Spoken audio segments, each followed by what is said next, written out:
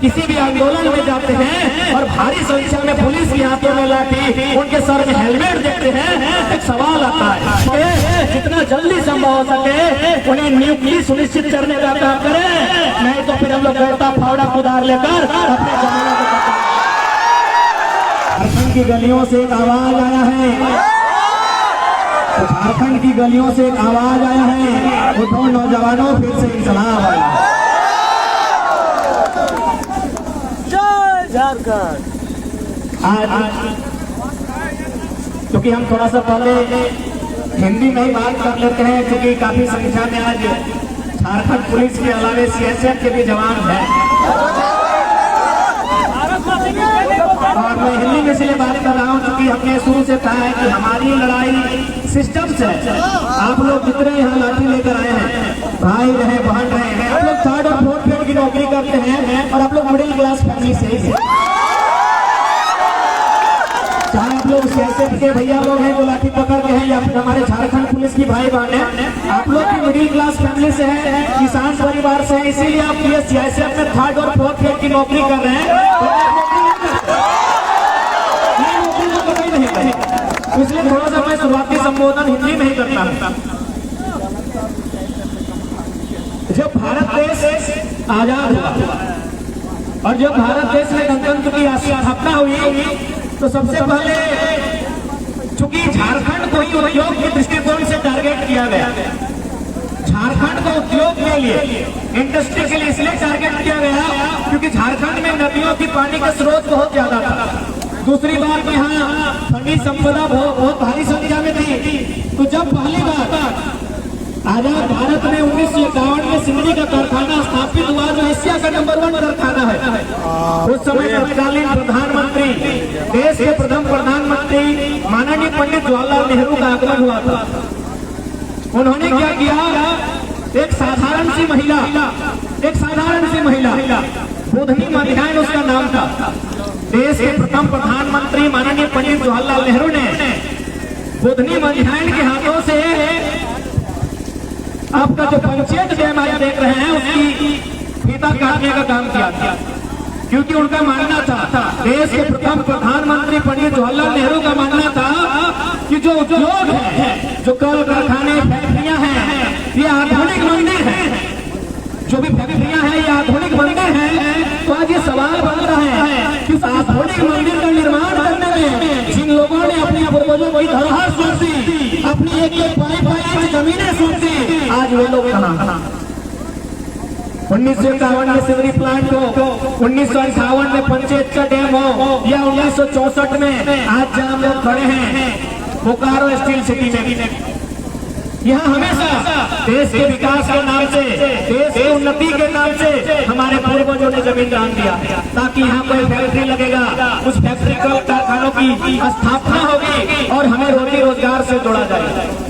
इस उम्मीद के साथ हमारे पूर्वजों ने, जो कि हमारी धरोहर, हमारी जीविका उपार्जन का एकमात्र साधन था खेती, उन खेतों को नष्ट करते हुए इन कंपनियों को, सरकारों को अपनी जमीनों को दान देने का काम किया। लेकिन आज परिणाम सबके सामने है और बोकारो में, धनबाद में किसी से छुपा नहीं है। जिन लोगों ने आज जमीन दान दिया, आज वो लोग सड़कों पे भीख मांग रहे हैं। जिन्होंने जमीन दान दिया, आज वो लोग सड़कों पे भीख मांग रहे हैं। और जो लोग कब्जा करके आए हैं, जो लोग घुसपैठ से आए हैं, वो फ्री में बिजली और फ्री में पानी का सेवन कर रहे हैं। पूरे ब्रह्मांड में झारखंड और बोकारो की बात कीजिए, पूरे ब्रह्मांड का इतिहास निकालिए कि जिस प्रकार का अन्याय, जिस प्रकार की बेईमानी झारखंड के लोगों के साथ किया गया है, वो पूरे ब्रह्मांड में किसी के साथ नहीं किया गया।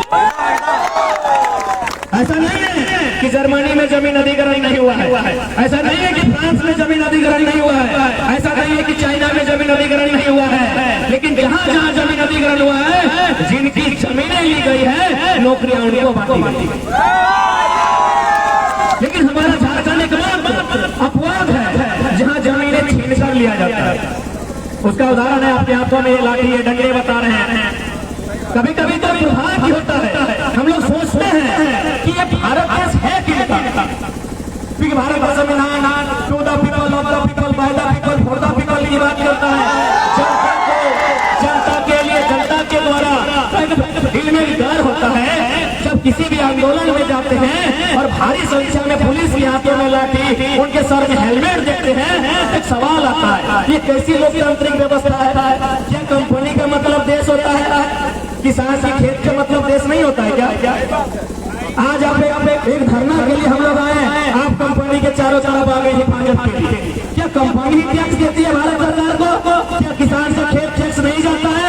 अगर जाता है तो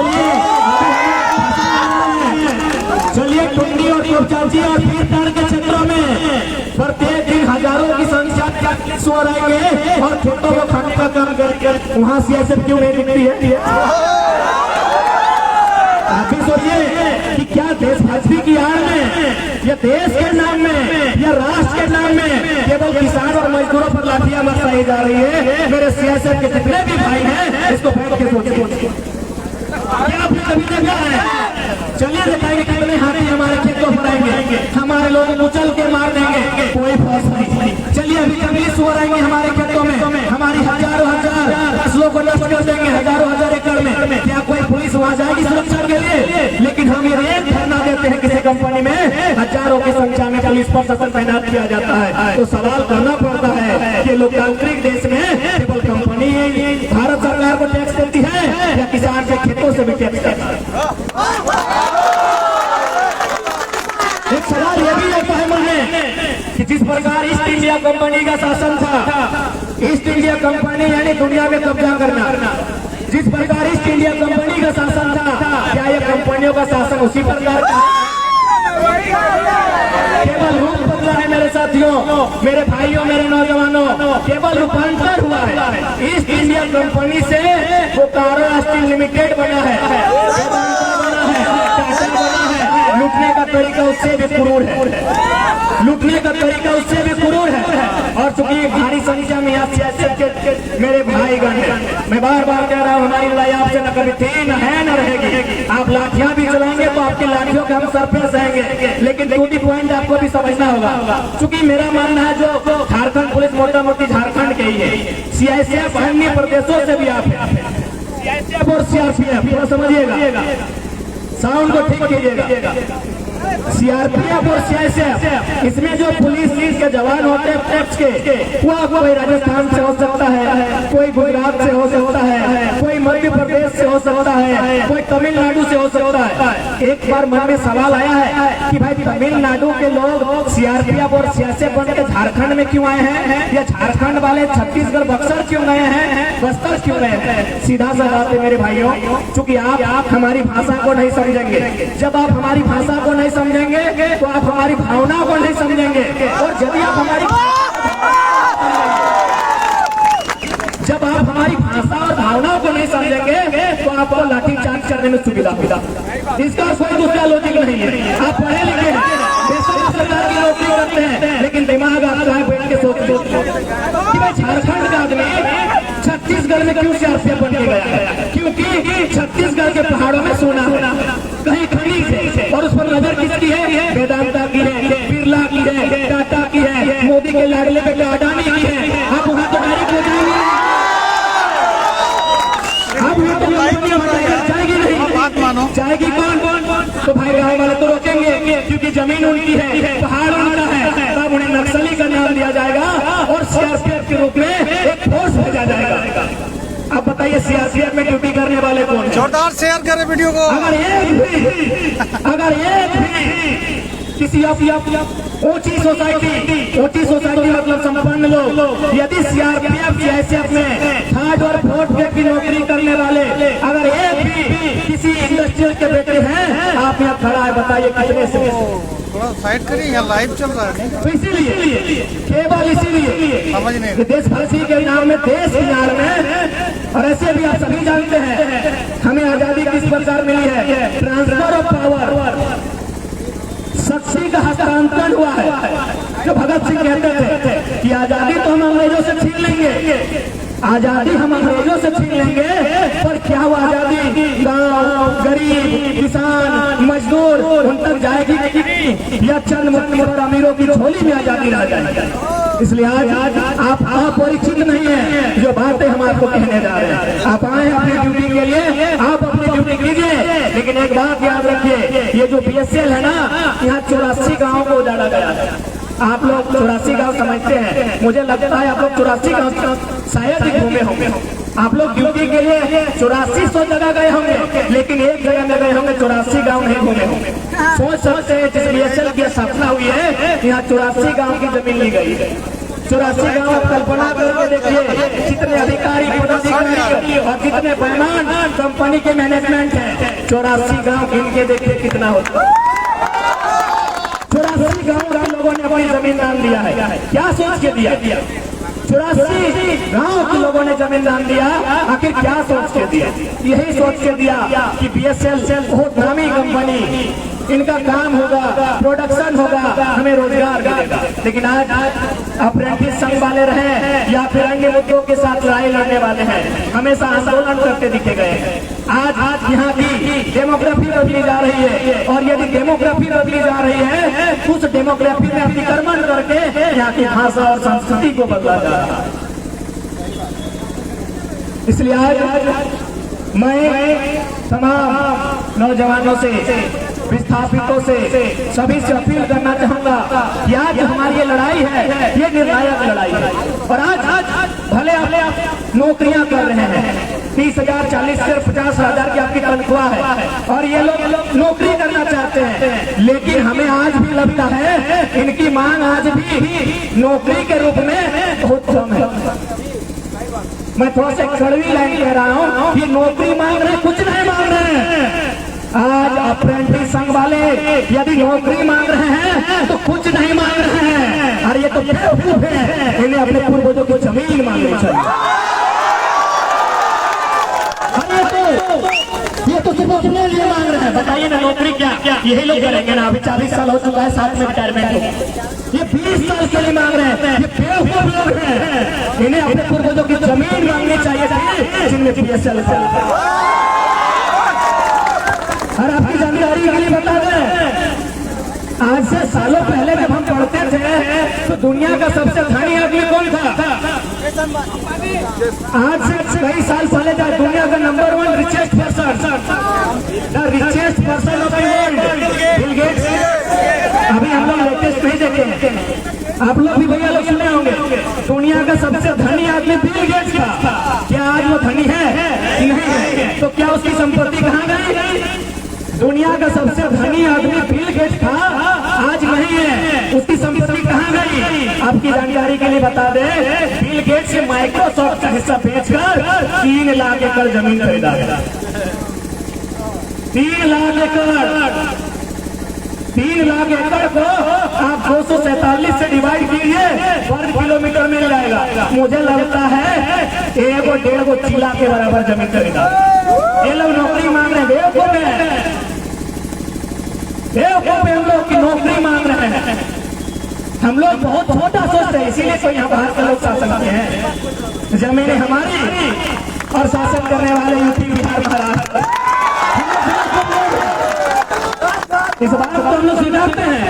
हम लोग 20 साल के लिए नौकरी मांग रहे हैं। दुनिया का नंबर 1 आदमी बिल गेट्स जमीन खरीद रहा है, और हम 20 साल की नौकरी मांग रहे हैं। जी नहीं, हमारी लड़ाई होगी जमीन पर। फिलहाल मैं प्रबंधन से कहना चाहूंगा कि जितनी भी आपने वादे किए हैं, चाहे अप्रेंटिस हो, विस्थापित हो, जो 1500 को अप्रेंटिस करवाया गया है, उन्हें जितना संभव हो सके, जितना जल्दी संभव हो सके, उन्हें नियुक्ति सुनिश्चित करने का काम करें। नहीं तो फिर हम लोग गैता फावड़ा कुदार लेकर अपने जमीनों को। अरे भाई, उस बेचिया लोग कब्जा करने किया है, तो हम लोग, हमारी जमीन है, ये जमीन हमारी है। जब इनका यहाँ एक बित्ता जमीन नहीं गया है, अरे उतना दूसरा का नाम कहाँ गिराएंगे? फिरंती का कई बित्ता जमीन गया है। यहाँ जनता लोग आए हुए हैं, बोकारो के विधायक माना कि फिरंती, असली फिरंती का कई बित्ता जमीन गया। कितना जमीन गया है माना कि विधायक का? 600 करोड़ का अस्पताल बनाया गया।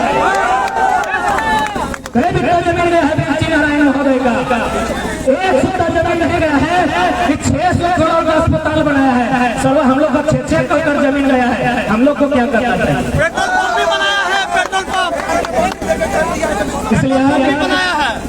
हम लोग एक ऐसी लड़ाई में है जहां हमारा सामना हमारे भाइयों से होगा, क्योंकि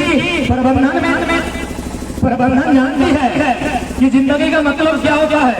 एसी, सेकेंड वाइफ, अच्छा भोजन,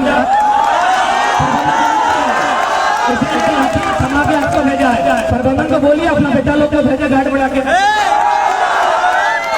अब मान के चलिए अगर भीड़ खड़ा होकर हो भी गई और कुछ ऐसी घटना घटती है तो नुकसान किसका होगा? अरे आप पता कीजिए, रिश्ते में यहाँ में से कोई ना कोई आपका मौसा कटा, मामा कटा, फूफा कटा लगता है। ये कैपिटलिज्म पूंजीवाद की सबसे गहरी साजिश है। जो कैपिटलिज्म है पूंजीवाद है ना, पैसे वालों की सबसे गहरी साजिश है। इतनी बड़ी गहरी साजिश है कि एक तरफ भाई और दूसरे तरफ सीएसएफ और पुलिस वाले भी भाई। इतनी गहरी साजिश है कि आपकी लाठी हमारा सर, और आप अगर नहीं समझते हैं तो दुर्भाग्य का विषय है। अच्छा, पुलिस वाले भैया, ये तो आपको जानकारी होगी कि आप जो ये वर्दी पहने ये कब का है? 1861 का है। इंडियन पुलिस है। डीएसपी साहब नहीं है क्या? डीएसपी साहब, ये जो वर्दी आप पहने हैं खाकी रंग की, ये 1861 इंडियन पुलिस एक्ट के तहत आपको दिया गया है। क्यों दिया गया है पता है? क्योंकि भारत में उस समय ईस्ट इंडिया कंपनी का शासन था। ईस्ट इंडिया कंपनी माने अंग्रेज। कि यदि इस समय भारत के लोग बगावत करेंगे